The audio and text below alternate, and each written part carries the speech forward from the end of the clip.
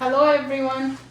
Welcome to the first interview of Getting to Know Your Community with your realtor, Evangelia Papadopoulos of Keller Williams Real Estate. Today we have the privilege and the honor of learning all about Turning Point of Lehigh Valley. We have with us Andrea Schertz, who is the Director of Advancement, and Linda Thomas, who is the Assistant Director of the Association. Thank you so much for graciously agreeing to speak with us today. Thank you for having us. And congratulations on your wonderful work with Turning Point in the Lehigh Valley. Thank you. Thank you. You're welcome. Tell us, what is Turning Point?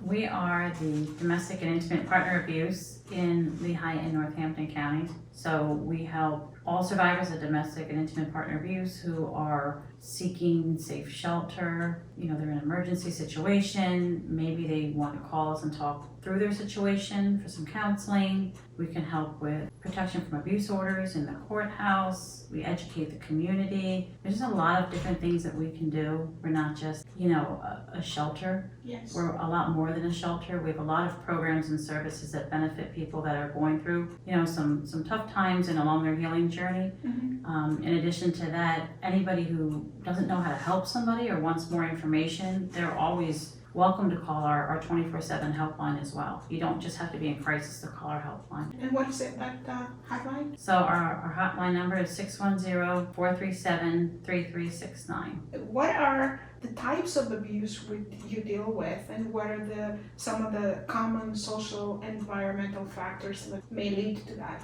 Everybody's situation looks different. It's unique. A lot of times it starts out as jealousy, maybe verbal abuse, emotional abuse, and it might be hard to pinpoint that in the beginning because you might be in love or you might be in the honeymoon stage, so you might not recognize that. Yeah. But a lot of times it starts out with that emotional, that psychological abuse, verbal abuse, physical abuse, sexual abuse. And, financial abuse is one that, statistics show anywhere from 97 to 99% of the time financial abuse is a factor in someone's, either their ability to leave or the reason why they stay in a relationship. And, sometimes even cyber abuse or spiritual abuse, there's different types of abuse and it's a combination. So it's not just one type of abuse. When people call us or come here for services, there's multiple layers to their situation and what they're going through.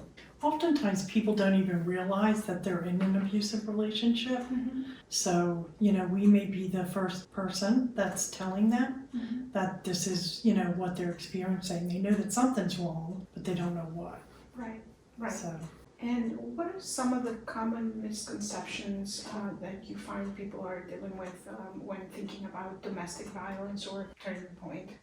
I think one of the biggest misconceptions is the question that is usually asked to the victim is why they just don't leave the person that is abusing them. That person's not doing anything wrong. It's really the abusive partner that's hurting them or, abusing them in a different way. So I think that's a big misconception, that the responsibility lies with the victim to do something about the abuse. And they're the victim. They're not the one that's responsible. And I think a lot of times society, says, why don't they leave or why are they staying instead of why is the abusive person abusing? Right. Why aren't they, being arrested or why? So I think the other thing is, a lot of times people feel like someone needs to leave right away. It might not be safe for someone to leave right away. If they leave and they're not ready to leave, or their abusive partner still has a lot of power and control, because when somebody leaves, that power and control that the person had, the abuser had, really, they start to lose, that control, and there's like a 72-hour, time frame where, they realize it, and it could put somebody in harm's way of being, injured, harmed, killed. So we really take it seriously and safety plan with people. I think another big misconception is we're a place for women only. We serve everyone, women, men, LGBTQ plus community, anyone who is going through abuse, anybody who's witnessed abuse, children, teens. We can provide them services as well, because we know that children who see it, there's a big psychological effect, and that cycle of violence also continues. So we want to make sure that we can intervene early enough, so they can have, healthy relationships when they get older as well. How prevalent is domestic violence in your opinion in our society today? I think it's more prevalent than we realize. Our theme for the year is everyone knows someone. And, when we speak to people, everybody can think of somebody who's in a toxic relationship or in an abusive relationship, or if you're like, well, I can't think of anyone, well, you can think of someone you're like, why are they with them? Why are they together? You know, they're not happy. It happens a lot more often. And I think even with employers to recognize, respond, and refer, you know, people to agencies or you know, say, hey, you know, there's someone out there who can help as well. I think we don't intervene as a society. If we saw someone laying on the road having a heart attack, we would intervene. If we saw, you know, a child laying on the ground, fell off his bicycle. Domestic violence, we kind of like close our doors, close our windows, we go in our house, and we don't intervene as much. Are there certain times in the year that create a surge on domestic violence? I think what I've seen over the years is around the holidays or right after the holidays, where you have big family events. It seems like the abuse, it seems like the demand for services is greater at those times. And it's not just Christmas, Thanksgiving, it's anytime you have those major holidays. Yeah, absolutely. And I agree, especially, I think people hold it together to try to put that face, that smiling face, that brave face in front of family, but you know, you just can't hold it together because things seem to escalate, and definitely after the holidays we see a surge in our helpline ringing. We had a recent pandemic and life stopped for quite a while. I'm just curious, how did that affect Turning Point, some of the services you provide? So we did not stop. We kept providing services the way we started to provide services. We expanded our ways and we changed our ways, you know, to some of those hybrid or virtual options. So there was a time when we went to quarantine where our phones were not ringing here. Okay. And it was very eerie, like almost like your hairs would stand up on the back of your neck, your arms, because you checked the phone and the phone was working, but you knew people were not able to reach out because they were home with their abusers. So it was kind of, you worry about people because they're not able to reach out or call us for help. You know, so we saw that happen. We didn't provide shelter in the way we would normally. So our communal building was closed, but we did provide safe housing in local hotels. Okay. So each person had an individual room. We were doing it that way. And we set up virtual counseling. Our clients were being provided with computers so we could do virtual counseling with them, check in with them. That's something that worked really well. So we have continued that with our individual counseling through and our support groups in the community. So some of what we learned was really beneficial during that time. And the one thing that we have not seen go down, the nights of shelter that we provided for people, it was 97% higher than pre-pandemic. And the lengths of our stay, so an average, you know, stay for somebody would be about 61 days, and it went up to 90 days. So we were seeing people stay longer, and we were also seeing more people utilize our emergency safe house option or safe shelter option. Our safe house is a 32-bed facility. And, you know, on top of that, since the pandemic, like everyone's kind of returned back to the normal, things have gone down. Here it has not. So on top of our 32-bed facility, we also have about 20 to 30 hotel rooms a day. Oh, wow.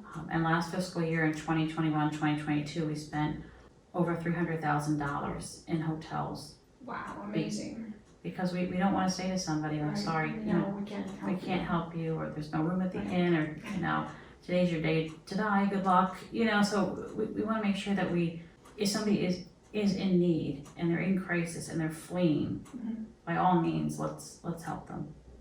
I recently attended the night vigil that you had, the victim vigil that you had, and I found it to be very impactful.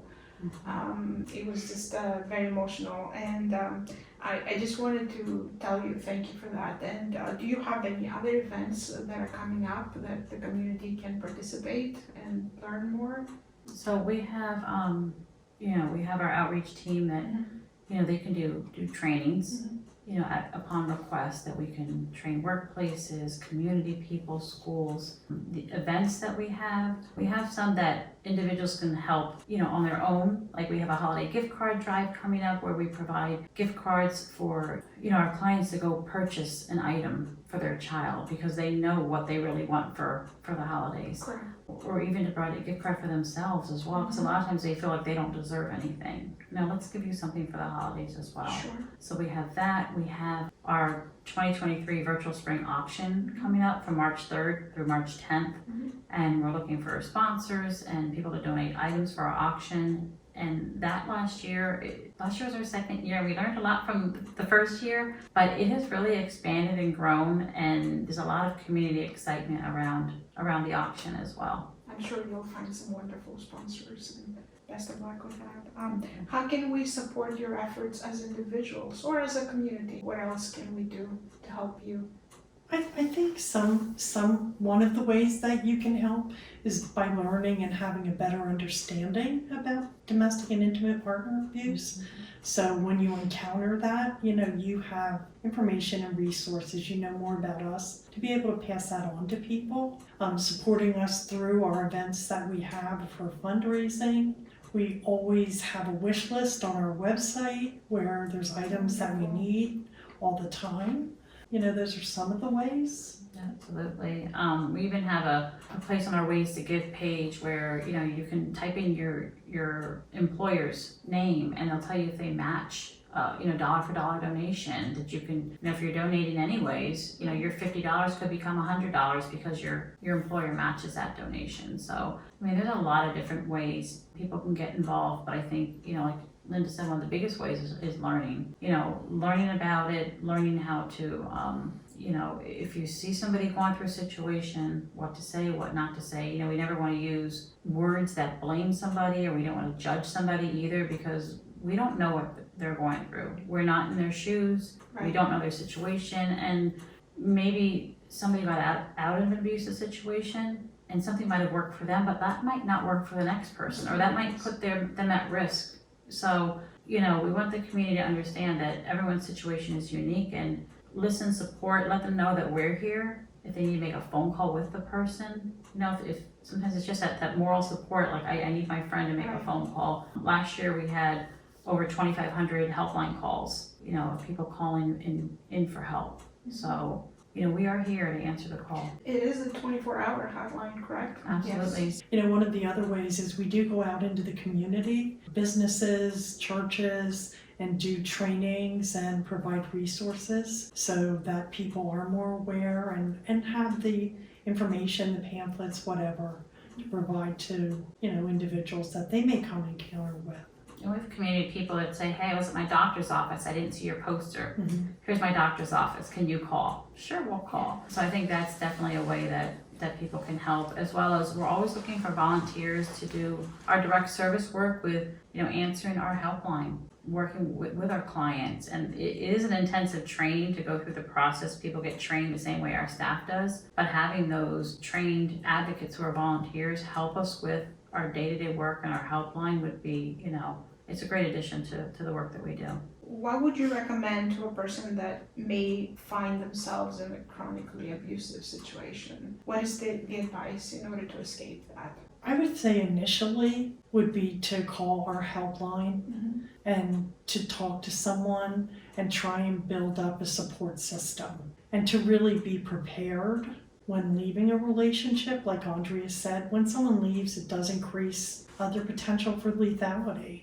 So it's really important to have a support system in place before they do that. But it would be to call our hop. To call would be the best. And even stalking and harassment goes up after that time as well. And I think too, just to give yourself a little bit of a break and just realize it's not your fault. A lot of times we blame ourselves, or we second guess what we might be going through, but to give yourself a little bit of grace and realize that it might not be easy. It may not be easy, the road ahead.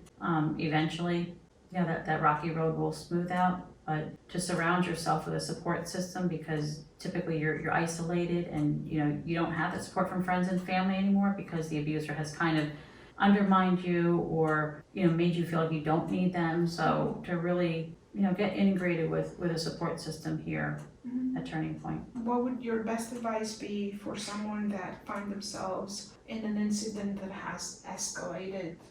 What would be the best strategy for de-escalating and being safe? If it happens in the home, stay out of rooms, try to or maneuver out of rooms in the kitchen. You don't want to be there with the sharp objects. So move out Um, from near proximity, basically. So, and keep yourself, like, if the abuser's here, but keep yourself between the abuser and like an exit, Mhm. you know, to make sure if you need to get out. But, and I know this is not typical sometimes what people think, but you know, your first gut instinct might be to yell back or to defend yourself, but sometimes you might just have to stay quiet or just stay calm in the moment just for your safety. Until then, you can call us and safety plan, or maybe you can leave the house and make that phone call or get out of the situation. So sometimes it might not be what you want to do to kind of hold back, Mhm. but it might be the best for your safest. safety as well. So always thinking about, you know, your next step and your next move as well. Is there something else you would like to add that I haven't asked? I think sometimes if people cannot reach out to us, maybe their phone's being monitored, you know, I would suggest, you know, call a friend or a loved one that you trust and have them three-way call us, because it shows up on the phone bill as their phone number. That's good advice. Yeah, we do have our, we do have our administration building where you are today. And I've seen, since I've been here almost 8 years, I mean, we used to get maybe 2 or 3 walk-ins a month. And now, I mean, sometimes we have 2 to 3 a day. So we've definitely seen since the pandemic that people are showing up at our door more often. So that's one of the things where I know the community feels safe, you know, coming here. But I think going somewhere and making that phone call would be the best way, because we have advocates ready to answer the call. Sometimes if you drop in here, we might not have people available right away as well. So I really want people to get help in a timely manner. Thank you, Linda Thomas, Assistant Director, and Andrea Sirks, Director of Advancement. Thank you so much for speaking with us today. We thank you for sharing your experience, and we appreciate Turning Point and everything that you do. Well, thank Thank you. you. I think this is really, I'm kind of honored that we're your first community taping here. So I think you do important work, and I wanted you to be there. So to our audience out there, remember, you're not alone. Turning Point is here to help. The 24-hour hotline, you can call it at any time. The number again is 610-437-3369, and there are professionals and experts waiting to hear and help. And for our audience, again, thank you so much for listening to us today. This is Evangelia Papadopoulos with Keller Williams Real Estate.